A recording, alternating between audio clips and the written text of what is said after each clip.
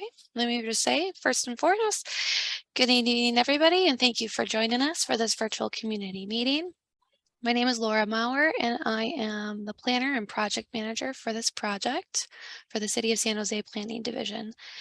Today, I'm joined by other city staff, including people on the general plan team, as well as the development review team and our CEQA team.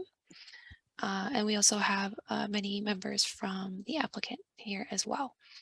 I have 4 co-hosts with me this evening. I have Karen Goss, she's another planner on the general plan team. I have Cora McNaughton, she's a special use permit project manager. I have Laura Miners, who is the development review supervising planner, and Sanhita Gosal, who is the general plan supervising planner. Before we get started, I just wanted to do some housekeeping stuff. So when you enter the meeting, you are automatically placed on mute. During the open forum time, you will be unmuted one at a time if you would like to speak. If you're joining by phone, you will be prompted to press *9 on your phone. If you're joining through Zoom, you will be prompted to press the raise hand feature located at the bottom of your screen. You can sorry, just give me a sec.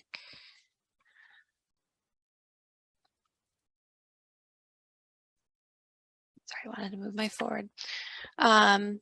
You can access the agenda via the link provided on the postcard notice or by following instructions on the screen. This meeting is being recorded and the recording will be available upon request after the meeting. This is a community meeting and not a public hearing. Therefore, there is no approval or denial of a project taking place today. Any property owners or tenants that are within 1,000 feet of the project site will be mailed a separate public hearing notice at least 10 days prior to the actual hearing date. Also, just a quick general code of conduct during this meeting. Participants should refrain from any behavior which disrupts the public meeting or which may intimidate others who wish to voice their opinions. This will include making loud noises, clapping, shouting, booing, hissing, or engaging in any other activities in a manner that disrupts or impedes the orderly conduct of this meeting. Harassment of meeting participants, including city staff, will not be tolerated in any form. If a participant engaged in harassing behavior, city staff will end the meeting or remove the participants. Finally, please be patient with us. We're still working on how to work in a virtual environment, so please be kind. Okay, so what we're going to be going over today is a general plan amendment, conforming rezoning, and special use permit for the property at 2267 Plummer Avenue. So just a little brief background on what we're going to be going over today. So first, we're just going to give a little bit of background. Then I will go over the proposed general plan amendment and conforming rezoning. And then Cora will go over the special use permit. Then we will have time at the end for public comment. And then we'll just briefly explain what are some of the next steps that are going to happen and then adjourn. So first, we'll go into a little background. So this is a general plan amendment. So what we're going to be looking at is just a little explanation of what is a general plan, in case you don't know. So the city's official the general plan is the city's official document that outlines the policies, goals, and major strategies that the city uses as it envisions what the city should look like going forward into the future. There was a significant outreach process completed for this plan, and it was adopted in 2011. This process is updated annually through our general plan amendment process, and this can be either changes to the general plan land use designations, or it can be a change in the policies that are listed. So this is just an example of what the land use looks like on a map. So all the different colors represent different types of land use. The land use designations describe stuff like what are the uses that can be used on the properties, as well as things like density of housing or how much building space takes up the property. And you can see there's a lot of different colors in here. The majority, that's sort of light yellow, which is single family housing mostly. So for the process that we have for this particular general plan amendment, this is a little overview of sort of the timeline that it's going to take. So applicants were able to turn in their applications between November of last year and March of this year. Then between March and November, city staff looks over the request for change to make sure that it meets the policies and goals that have been outlined in the general plan. This is also the time that it looks through or it's analyzed on its environmental impacts. So it does a CEQA analysis and then we complete the community meeting. After that is completed, the staff will bring their policy analysis and the environmental analysis, along with any of the feedback from the community, and then that will be presented to the Planning Commission, probably sometime in January or February of next year. And then with comments that are received from the Planning Commission, that'll go to City Council, where City Council will make a determination of whether they approve or deny the proposed amendment. And that'll probably happen sometime in February or March. Next, we'll go over a little bit of the actual general plan amendment, as well as the conforming rezoning, and then Cora will go over the special use permit. So this is just a little background on the existing site. So we currently have a 0.36 gross acre site located on Plummer Avenue. It is directly adjacent to Presentation High School. It is surrounded by single family houses to the west, north, and east, and the school to the south. It is currently a single family house, and it has a residential neighborhood general plan land use designation, and it is currently zoned R18 single family resident district. So you might be asking, like, what's the difference between general plan land use designation and zoning? So general plan is a little more broad, and it dictates things more like the uses that are allowed or some of the densities, whereas the zoning sort of implements the general plan to a greater extent. It has much more detailed in it, and it'll talk about things like setbacks, heights, required parking spaces. It gets much more detailed in the weeds of what can go in on these properties. Also to note, there is a state law that's was passed in 2018, Senate Bill 1333. And that state law requires cities to have their general plan land use designations and their zoning designations match. So you can't have something like industrial general plan land use designation and agriculture for your zoning. They have to be similar and they have to match. So that's why this is not just a general plan amendment, but also a rezoning, because when we change the general plan land use, it needs to have a conforming zoning. So we have to change the zoning as well. So another site, so this is a look at the different land use designations that are on the site and the property surrounding it. So like we talked about, this is a residential neighborhood land use designation. That means it can have up to 8 dwelling units per acre, or sometimes even more with 16 dwelling units per acre if the neighborhood surrounding it has a similar density to that already as well. It's intended for small lot single family residences, which is what is currently on site. And it's usually not it's not appropriate near transit or large commercial areas or industrial uses. Those are designated for other more uses. So this would be the proposed general plan land use designation. You can see the color change on the map. It's now the same color as the school. So this would be changed to public, quasi-public.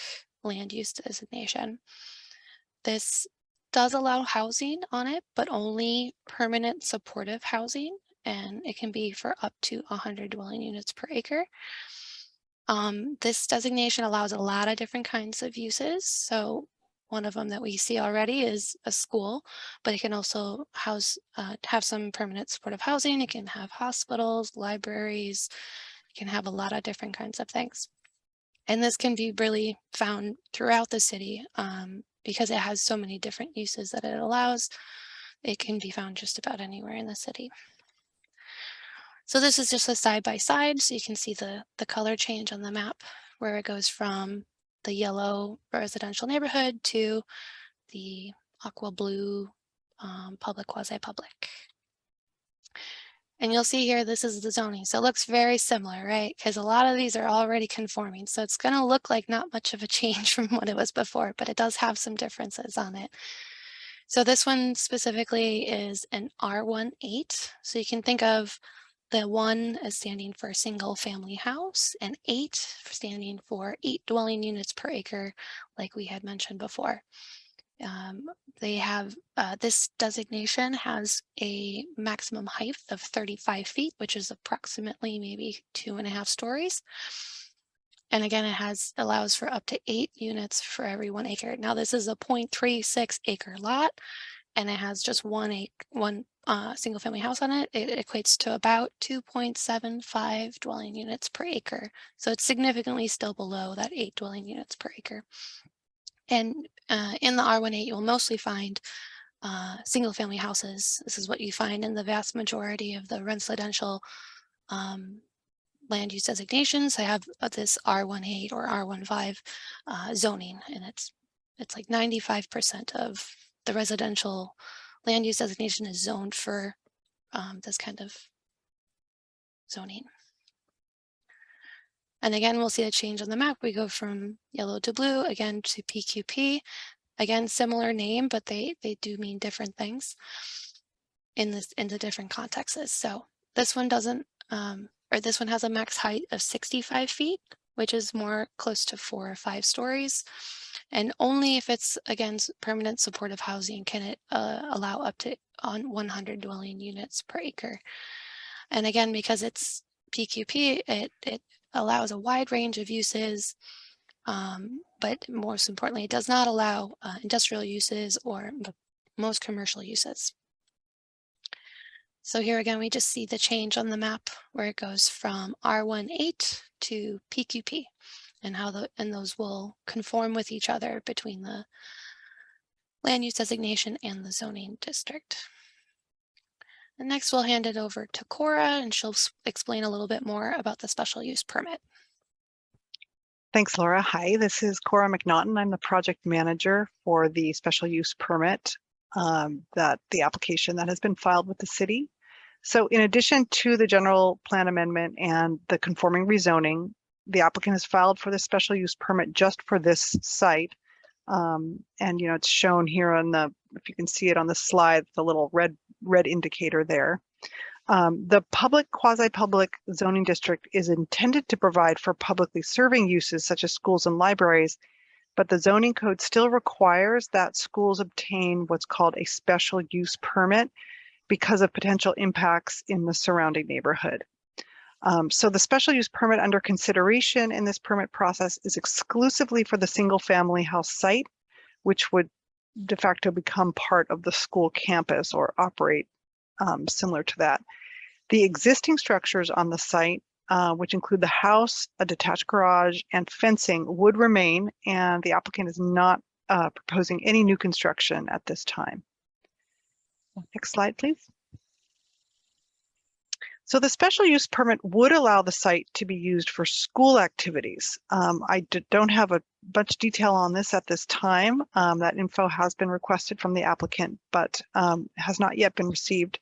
So perhaps the applicant can provide a little bit more information later on about exactly what kinds of activities would take place there. But the permit itself, the special use permit, would include conditions such as hours of operation, what kinds of activities can take place on that site, for example, outdoors, which is something that can definitely directly impact neighbors.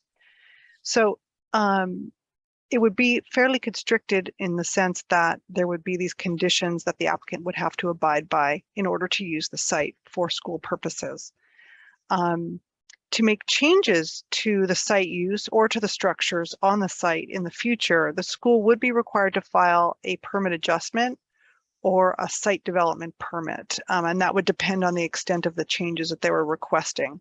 So permit adjustments are for sort of smaller scopes of work and they don't require a public hearing, but site development permits are for projects that are larger in scope and do require a public hearing. Back to you, Laura. Okay. So now we'll go into our public comment period. So if you would like to speak, please either use the Zoom function, raise your hand, or you can hit *9 on your phone.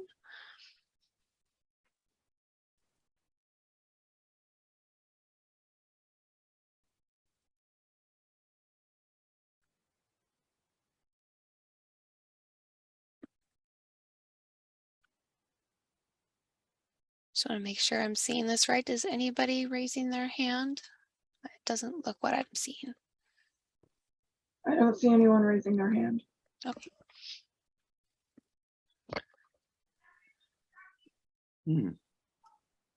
This could be a very fast meeting. Yeah. Our favorite. Well, if we have some time, why don't we have the applicants maybe explain a little bit more about what they intend to do at the existing school? Just give some more information. And then if we don't have any questions after that, then we can adjourn. We'll go through the next steps and finish up. Okay. Holly, this I think is a good time for you to give just a brief sort of summary of the intent and how the school is planning to use the space as proposed. And Cora, yeah, I appreciate it. We've got some comments. We'll be coming back into you with the operations plan, et cetera. I think there has been some detail provided in the addendum to the initial study, in terms of what's being proposed. So we'll gather that up. By the end of the week, you'll have all that information and some of the questions you had on the first comments. So thank you. I appreciate that. Great, thanks. Yeah, we'll definitely get those too. I want to thank everybody for making time in the evening to be here. And I especially want to thank you, Laura, for your very thorough explanation of everything. I've sat through a few of these meetings and this was really helpful to hear how it all interplays because there's a lot of moving parts. But essentially the request that we have is exactly as you described. We really want to be able to bring this portion, this property into the use of the main campus and the main school. It's adjacent to the campus, and so it would be used in that way. We have no intention at this time to make any changes to the property, and we would basically be using it to bring over some administrative offices. Basically, it looks like about 6 would be coming over for regular weekday operations, general office use. And then we do have the permit that we have on the Genby house to be able to use that for co-curricular programming. That is a very limited use. We would like to be able to move over some of that programming to the Plummer campus. It's a safer choice for our students. Safety is really a priority for us. They don't have to cross the street. They can remain at the property that's just right adjacent for us. And it would be in the backyard space. We're looking at being able to use the garages as a workshop. We would be able to contain most of the work in the garages that are on the property, and then be able to use the driveway space for some practicing when it comes to robotics. We're an all-girls school. We really pride ourselves on a lot of the work that we're doing in STEM, and our robotics program is incredibly successful and popular.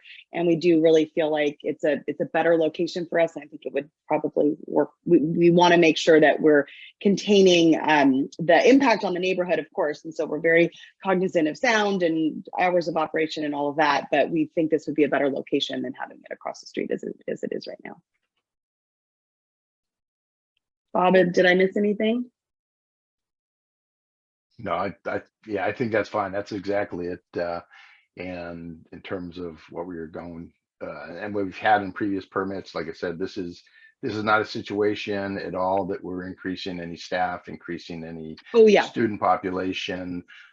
Everything that we have done and most recently looked at in our approved, what we'll call master plan or phase 1 SUP, all the assumptions that were built into that is included here.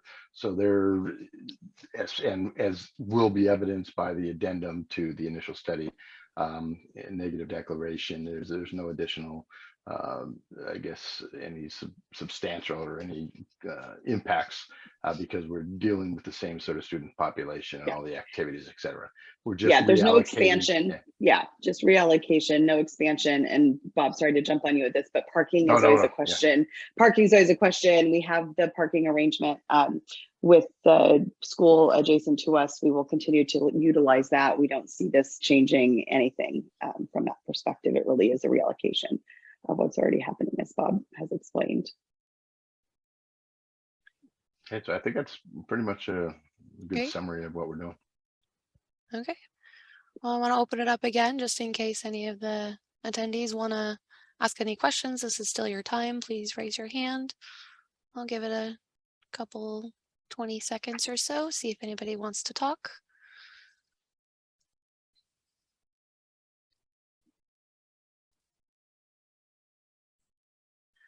Okay, well, looks like everybody is good to go. So we're gonna talk about, sorry, many moving parts here. Okay, there we go. So again, kind of like we talked about earlier, the next steps for this is we're still currently reviewing this. The CEQA analysis is still ongoing. And we anticipate that that'll probably be completed sometime in October or November. And then once we pull everything together, we will take this to the Planning Commission, most likely in January, maybe February. And then after receiving comments, then this will go to City Council probably sometime in February or March. And so if anybody, sorry, one second.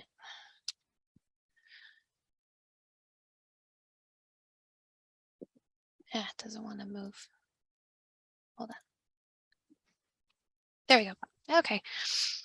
So these are our contact information. So if you have any further questions, didn't feel like raising your hand or still want to contact us otherwise, these are our contact information.